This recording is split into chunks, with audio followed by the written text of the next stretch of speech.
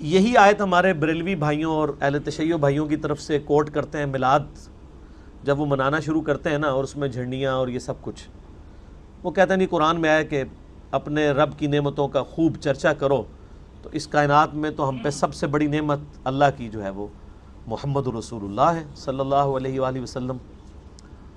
لقد من اللہ علی المؤمنین اذ بعث فیہم رسولا، بے شک اللہ کا احسان ہے کہ انہی میں سے ایک رسول ان میں مبعوث کیا گیا۔ تو اللہ کا یہ اتنی بڑی نعمت ہے، اس میں کوئی شک نہیں ہے۔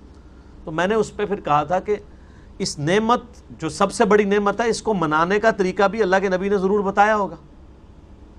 جب اتنی بڑی چیز ہے تو اس کا طریقہ آپ کے مولویوں کو تو ایجاد کرنے کی ضرورت نہیں ہے۔ تو پہلے تو ہم الزامی جواب کے طور پہ شروع کرتے ہیں کہ بتائیں کہ محمد اور آل محمد اور اصحاب محمد علیہم السلام اجمعین انہوں نے کون سی جھنڈیاں لگا کے تو میلاد منایا، کون سے جلوس نکالے ہیں؟ چلیں لائٹنگ تو آج کے زمانے کی ہے، لیکن جھنڈیاں، جھنڈے، جلوس، یہ سارے معاملات تو اس زمانے میں بھی ہو سکتے تھے۔ مولا علی کیا ہر سال میلاد مناتے تھے اس طریقے پہ جس طرح آپ مناتے ہیں؟ تو وہ فوراً چٹا جواب ہی آپ کو دیں گے، وہ کہیں گے یہ تو بعد میں شروع ہے۔ جو چیز دین میں بعد میں شروع ہو اس کو نہ کرنے والے پر کس طریقے سے ٹونٹ کی جا سکتی ہے؟ ویسے بڑے یہ یعنی چلاکی کریں گے، وہ کہیں گے نہیں جی اگر کوئی نہیں مناتا ہم کچھ نہیں کہتے، ہمیں نہ آپ چھیڑیں۔ بھئی آپ تو ہمیں آئے دن شعر سناتے ہیں، نثار تیری چہل پہل کے ہزاروں عیدیں ہیں ربیع الاول، سوائے ابلیس کے جہاں میں سبھی تو خوشیاں منا رہے ہیں۔ آپ ہمیں ابلیس کی کیٹیگری میں بھی کھڑا کرتے ہیں اور پھر کہتے ہیں نہیں میلاد کو منا لیں۔ یعنی ایک غریب تو بدتمیز، کم آپ نہ کر رہے ہو اور جو نہیں کر رہے ان کے اوپر ٹانٹ کر رہے ہیں۔ تو یہ خبیث آپ پتہ ہے کس کس کو کہہ رہے ہیں؟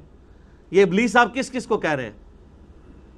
یہ تو صحابہ اور اہل بیت میں بھی بات چلی جائے گی۔ یہ خود مانتے ہیں کہ 8ویں صدی ہجری میں حضور علیہ السلام کی وفات کے 800 سال کے بعد یہ مروجہ جو یہ سلسلہ میلاد منانے کا شروع ہے۔ پہلے 800 سالوں میں تو یہ نہیں ہوتا تھا۔ مولا علی 5 سال خلیفہ رہے ہیں نا، تو بتائیں 5 میلاد کے جلوسوں کو تو انہوں نے لیڈ کیا ہوگا نا کوفے کے اندر۔ تو یہ آپ سوال کریں تو آگے ان کی شکلیں دیکھ لیں، ان کے مولویوں کی، ذاکرین کی، تو ان کی شکل دیکھ کے آپ کو جواب مل جائے گا۔ Person feels that they know better than the messenger, may peace be upon him.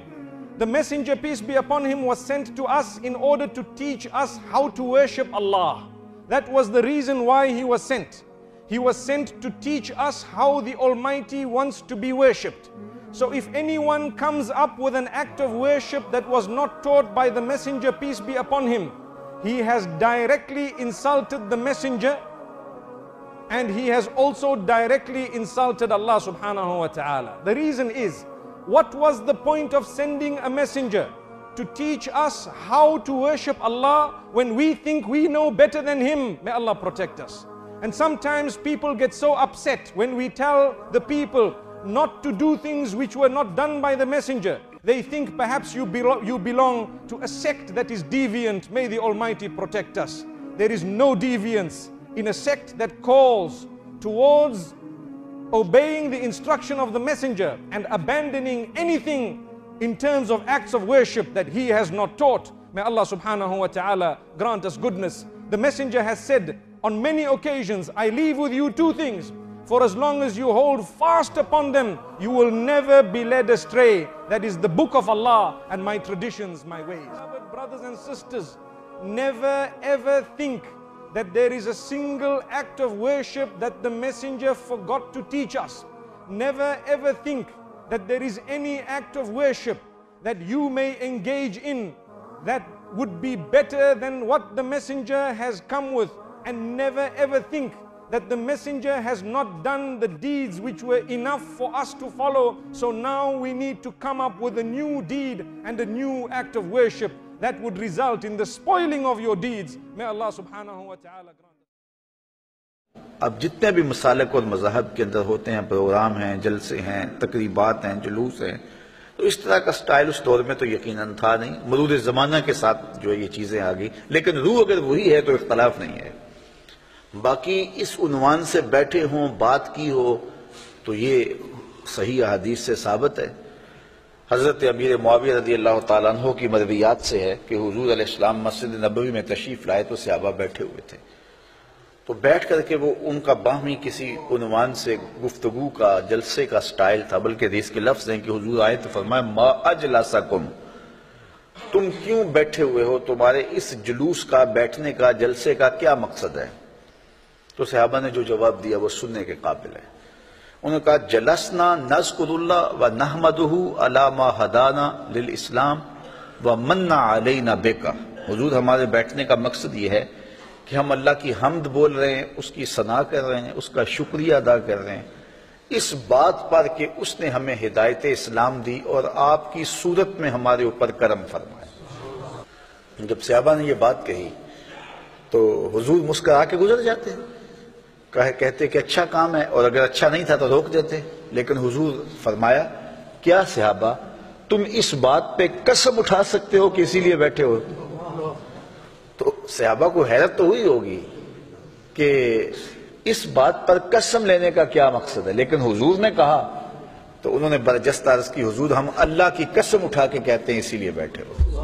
تم باہر بیٹھ کے مجلس کر رہے تھے اور میں حجرے میں بیٹھا ہوا تھا. اتانی جبریل علیہ السلام، اور میرے پاس جبریل امین آئے. فاخبرنی ان اللہ یباہی بکم الملائکہ، مجھے جبریل نے آ کے خبر دی اے صحابہ تمہارے اس عمل پر اللہ فرشتوں میں فخر کر رہا ہے، تمہارے اس عمل پر. فاخبرنی ان اللہ یباہی بکم الملائکہ، تمہارے اس عمل پر اللہ فرشتوں میں ناز کر رہا ہے، فرشتوں میں فخر کر رہا ہے کہ میں نے ان کو ایک نعمت دی تھی. کتنے قدردان ہیں کہ اب بھی بیٹھ کے اس کا شکریہ ادا کر رہے ہیں.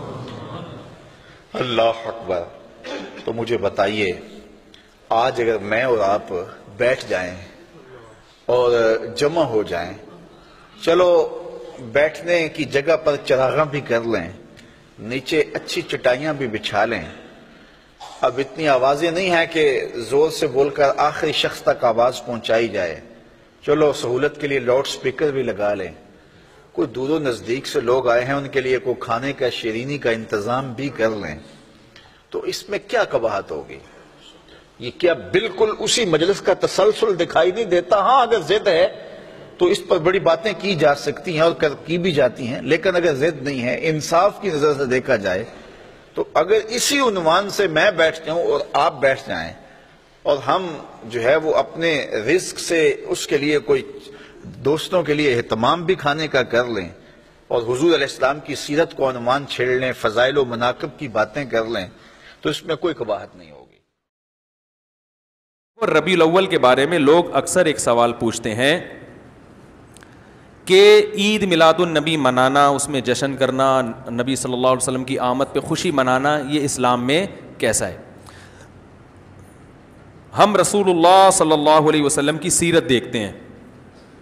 پہلی بات تو یہ کہ 12 ربیع الاول نبی کا یوم ولادت ہے، اس پر کوئی صحیح روایت موجود نہیں ہے. اگر ہے تو بھائی کوئی دکھا دے، بھائی یہ روایت ہے، اس کے یہ راوی ہیں، سارے ثقہ راوی ہیں، ایسی کوئی روایت موجود نہیں ہے. اور اس کی وجہ یہی ہے کہ اللہ تعالیٰ نے اپنے نبی کی ولادت کے دن کو امت سے چھپا لیا ہے تاکہ اس میں خرافات نہ، کیونکہ پچھلی امتوں نے کیا نا اپنے انبیاء کی ولادتوں کے دن کے ساتھ. لیکن اگر فرض کر لیں، لوگ بحث کرتے ہیں نہیں جی فلاں نے لکھا ہے تو فلاں نے لکھا ہے، چلو مان لیا کہ 12 ربیع الاول نبی کا یوم ولادت ہے، تو ہمیں رسول اللہ صلی اللہ علیہ وسلم کی سیرت میں یوم ولادت پہ کیا کرنا ملتا ہے؟ احادیث صحیحہ سے صحیح حدیث ہے کہ نبی صلی اللہ علیہ وسلم پیر کے دن کا روزہ رکھتے تھے.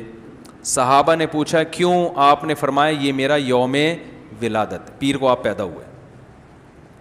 اب دیکھو پیر کو نبی نے روزہ رکھ کے یہ بتا دیا کہ اس میں عید کا تصور نہیں ہے، کیونکہ عید اور روزہ جمع بولنا پڑے گا آپ لوگوں کو، جمع نہیں ہو سکتے. اس لیے 12 ربیع الاول اگر نبی کا یوم ولادت ہے بھی تو بہت کچھ بھی اگر کرنا ہے تو روزہ رکھنا، ہم تو اس کے بھی قائل نہیں ہیں روزے رکھنے کے، کیونکہ نبی نے پیر کا رکھا ہے، 12 ربیع الاول کا نہیں رکھا. لیکن اگر آپ کو کھینچ تان کے کچھ نہ کچھ ثابت کرنا ہی ہے تو آپ اس دن کو روزے کا تو قرار دے سکتے ہیں. آپ اس دن کو سیلیبریٹ کرنا یا عید قرار دینا آپ کے لیے ممکن، قرآن و سنت نبی کی تعلیمات کے مطابق عید کا دن قرار دینا ممکن نہیں ہے، آپ ممکن نہیں. یفعلون یقولون ما لا یفعلون ویفعلون ما لا یؤمرون. کہ وہ کہتے وہ تھے جو کرتے نہیں تھے، اور کرتے وہ تھے جس کا حکم ہی نہیں ہوا۔ عرس منائے جا رہے ہیں، یہ کوئی اللہ کے رسول کا حکم ہے؟ کیا رسول کے صحابہ کا عمل ہے؟ کیا حضور کا عرس منایا گیا؟ عید میلاد النبی ایک نئی عید ہو گئی ہے، کیا اس کا حکم دیا محمد رسول اللہ نے؟